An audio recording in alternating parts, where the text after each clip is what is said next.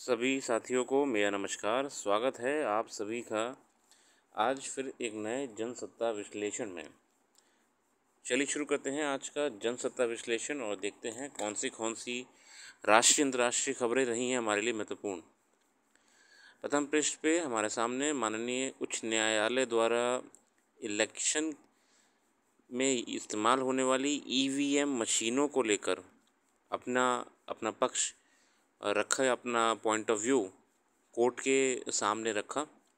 उस पॉइंट में उन्होंने ये साफ साफ क्लैरिफाई कर दिया है कि ईवीएम्स में और वीवीपैट में छेड़छाड़ की कोई भी पॉसिबिलिटी नहीं है। इसकी कई बार जांच करवाई जा चुकी है और कई बार इलेक्शन कमीशन ने भी ओपन चुनौती दी है कि जो भी व्यक्ति इसे हैक कर लेगा तो प्लीज़ प्रयास करें। सुप्रीम कोर्ट ने क्लियर कर दिया है कि अब बार बार हम कॉन्स्टिट्यूशनल बॉडीज़ पे जैसे इलेक्शन कमीशन है, इस पे हम प्रश्न चिन्ह नहीं खड़े कर सकते हैं और ना ही सुप्रीम कोर्ट बार बार ऐसी बॉडीज़ के काम में इंटरफेयर कर सकता है। इसी को लेके ये आर्टिकल है। हम सीधे आगे बढ़ते हैं अपना लेख की तरफ। संपादकीय में आज बात करी गई है विकसित देश बनने की चुनौतियाँ।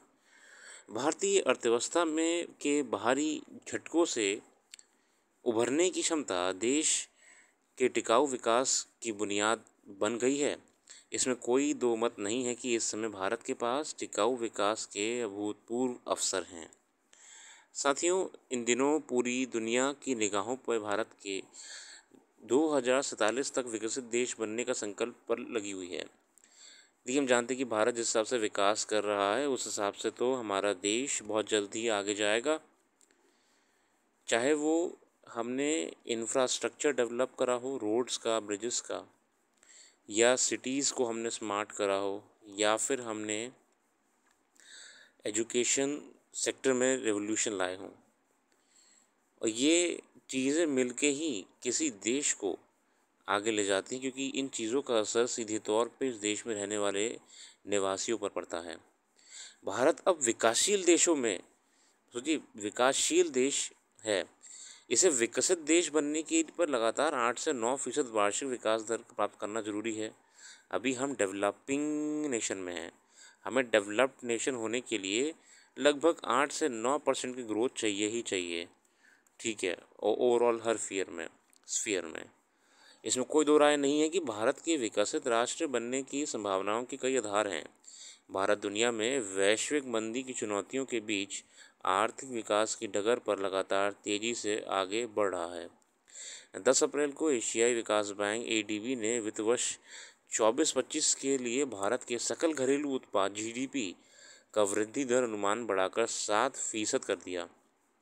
भारत में बुनियादी ढांचे के विकास पर केंद्र और राज्य सरकारों के पूंजीगत निवेश और निजी कंपनियों के निवेश बढ़ने, सेवा क्षेत्र के मजबूत प्रदर्शन तथा उपभोक्ताओं के आत्मविश्वास में सुधार की बदौलत ही वित्त वर्ष 24-25 में वृद्धि को बढ़ावा मिलेगा। देखिए, हमारा अगर हम जीडीपी की बात करें या जो प्रोडक्शन हमारे देश में वो बढ़ गया है पहले के मुकाबले, है ना। वैश्विक राजनीतिक और आर्थिक मंचों पर भारत को विशेष अहमियत दी जा रही है। भारत द्वारा 23 में आयोजित की गई G20 सफल अध्यक्षता से नए आर्थिक लाभों का सिलसिला शुरू हो गया है। इस समय भारत जीडीपी के मद्देनजर दुनिया की 5वीं सबसे बड़ी अर्थव्यवस्था भी है। भारत से आगे अमेरिका, चीन, जर्मनी और जापान है। जापान की अर्थव्यवस्था में इसी साल 24 में भारतीय अर्थव्यवस्था आगे निकल सकती है। देखिए, हम इस समय जितने पुराने प्लेयर्स रहे हैं इस विश्व के जाने माने, जापान, चाइना, अब हम उनके बराबर आ रहे हैं। चाहे वो कौशल विकास हो, हरित ऊर्जा हो, स्टार्टअप्स हो, गरीबी कम करना हो, शहरों का नव जीवन निर्माण करना हो, और समाज के हर तबके के लिए कोई ना कोई योजना के माध्यम से वेलफेयर स्कीम हो। ये बहुत ही गर्व की बात है। देखिए, इसी में एक रिपोर्ट की बात भी करी गई है। ये रिपोर्ट असल में HDI ह्यूमन डेवलपमेंट इंडेक्स की है। हाल ही में संयुक्त राष्ट्र द्वारा UN के द्वारा जारी नई मानव विकास सूचकांक, जिसे HDI कहते हैं साथियों, HDI में भारत 193 में से 134 स्थान पे था। विश्व खुशहाली रपट में भारत 143 देशों में से 126वें स्थान पे था। देखिए ये तो आप याद कर लीजिए, ये आपके लिए भी महत्वपूर्ण है। अभी खासकर जो छात्र कई परीक्षाओं की तैयारी कर रहे होते हैं कि वर्ल्ड हैप्पीनेस रिपोर्ट में और ये ह्यूमन डेवलपमेंट इंडेक्स में क्या रैंकिंग रही है। इससे 134 रही है और इसमें आपकी 126 रही है। ठीक है, मतलब कि देखिए जो अंतर्राष्ट्रीय स्तर की रिपोर्टें हैं उसमें हमारा जीडीपी, हमारा ग्रोथ, उसको देखते हुए हमें एक अच्छे स्थान दिया जा रहा है। मतलब कि हम अच्छा कर रहे हैं, चाहे वो स्वास्थ्य हो, शिक्षा हो, पोषणिक विकास हो, है ना, बाल विकास हो, और ग्रामीण क्षेत्रों में विकास को लेके बातें हो। अगला आर्टिकल है, लेख है जंग शंखा समाधान। ये बेसिकली ईवीएम को लेके, इसमें ज़्यादा कुछ खास नहीं तो मैं नहीं जाऊँगा। इसका मैं क्रक्स आपको बताऊँ तो बेसिकली जो न्यायालय ने हाल ही में क्लियर कर दिया है कि ईवीएम पर संदेह जाहिर करते हुए जो भी बातें रखी जा रही थी वो बिल्कुल निराधार हैं। ईवीएम ओके है, ईवीएम नंबर 1 चल रहे हैं और ईवीएम पे किसी भी प्रकार का बार बार इलेक्शन कमीशन को परेशान करना ठीक नहीं है।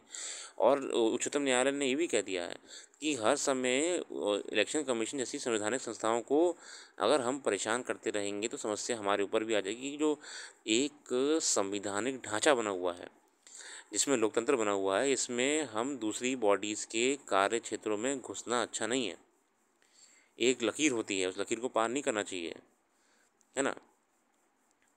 हालांकि पहला मौका नहीं था जब ईवीएम पर संदेह जताते हुए अदालत में गुहार लगाई गई थी। इसके पहले भी कई मौक़ों पर ऐसे चुनौती दी गई थी। पिछले आम चुनावों के वक्त भी इस मसले की काफ़ी तूल दिया गया था। हालांकि निर्वाचन आयोग ने बार बार मशीन की निर्दोषिता सिद्ध करने की कोशिश की थी, पर उस पर किसी को विश्वास नहीं हो रहा था। चलिए,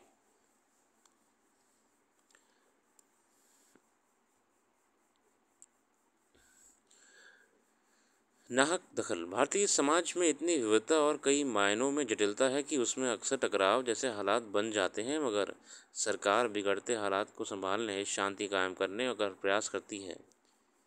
कभी ऐसा हो सकता है कि कई स्थितियाँ इतनी ख़राब हो जाएं कि उन्हें ठीक करने में वक्त लगे। भारत सरकार अपनी जवाबदेही को समझती है। अपने संप्रभु क्षेत्र में अराजकता पर काबू पाने और लोगों के अधिकार को सुनिश्चित करने की कोशिश करती है। मगर कुछ खास मामलों के आधार बनाकर अगर किसी अन्य देश का कोई समूह मानवाधिकार हनन के लिए भारत को कटघरे में खड़ा करता है तो उस इसे उचित नहीं कहा जा सकता। वह भी तब जब भारत, देखिए कुछ गिने चुने मामलों में, देखिए मानवाधिकार, खासकर हम यहाँ बात करें देखिए नॉर्थ ईस्ट क्षेत्र में आपका मणिपुर के बारे में, क्योंकि लगातार इसमें कोई ना कोई गतिविधियाँ हो ही रही है। एम्बुश लगा के जवानों पे हमला कर देना, पीस टॉक्स तो पॉसिबल ही नहीं लग रही हैं वहाँ पे। इसको लेके ही लेख है ये वाला कि यहाँ पे समस्याएं हैं वो आज भी मंत्रालय और राज्य सरकार, राष्ट्र के जो एजेंसीज़ हैं उनके कंट्रोल में नहीं आ रही हैं। जिस शांति बहाली का प्रयास करा गया था वो अभी तक नहीं मिल पाया है मणिपुर में। मणिपुर में देखिए कितना इतनी घटनाएं हुई थी दुर्भाग्य से पिछले वर्षों, मगर वो अभी भी वैसी की वैसी ही हैं, है ना। विचित्र है कि दुनिया भर में इस तरह की आवाज़ें उठती रहती हैं कि अमेरिकी नीतियों की वजह से कई देशों में मानवाधिकारों को काफ़ी नुकसान पहुंचा है, मगर आए दिन किसी अमेरिकी समूह की ओर से मानवाधिकारों का सवाल उठाकर विकासशील देशों को कटघरे में खड़ा कर दिया जाता है। जहां तक भारत का सवाल है, कुछ जटिल स्थितियाँ पैदा होती हैं जो उन पर काबू पाने और आम लोगों के अधिकारों की रक्षा के लिए सरकार बातचीत सहित अन्य जरूरी तौर तरीके अपनाकर समस्या का समाधान करने का प्रयास करती हैं। भारत अपनी मुश्किलों को दूर करने में सक्षम है और ये लोकतंत्र की जड़ें इसलिए गहरी भी हैं। भारत देखिए अपना बेहतर कर ही रहा है, और ऐसी अंतर्राष्ट्रीय स्तर पे कोई भी अगर ये अपनी कूटनीतियाँ करता है ना गलत तरीके से भारत को दबाने के लिए, अब उनका फ़र्क नहीं पड़ने वाला है, क्योंकि बहुत सारे देश हमारे साथ आ चुके हैं और हमारी डिप्लोमेसी बहुत ही अच्छे स्तर पे चल रही है। आगे देखते हैं खेल जगत की खबरें। खेल जगत में भी आईपीएल चल रहा है तो कुछ खास नहीं है। हाँ, हालांकि चेस को लेके आप ध्यान रखिएगा, चेस में अभी इवेंट्स जो हो रहे हैं उसमें भारत बहुत अच्छा परफॉर्मेंस दे रहा है। हो सकता है आने वाले समय में हम जीते भी चैम्पियनशिप्स आपकी। बाकी आज लेते रखते हैं, जो भी खबरें हम यहाँ पे बता नहीं पाए हैं वो आपको हमारी वेबसाइट पर मिल जाएंगी। वेबसाइट का लिंक डिस्क्रिप्शन में मौजूद है। आप डिस्क्रिप्शन पे जाके वेबसाइट पे क्लिक कर सकते हैं और लेटेस्ट अपडेट्स आपको वेबसाइट पे मिलती रहेंगी। कोई भी अब इवेंट्स हैं, कोई भी लेटेस्ट न्यूज़ होती है, उसका विश्लेषण, उसका एनालिसिस इंग्लिश में वेबसाइट पे आपको बाइलिंगुअल में मिल जाएगा।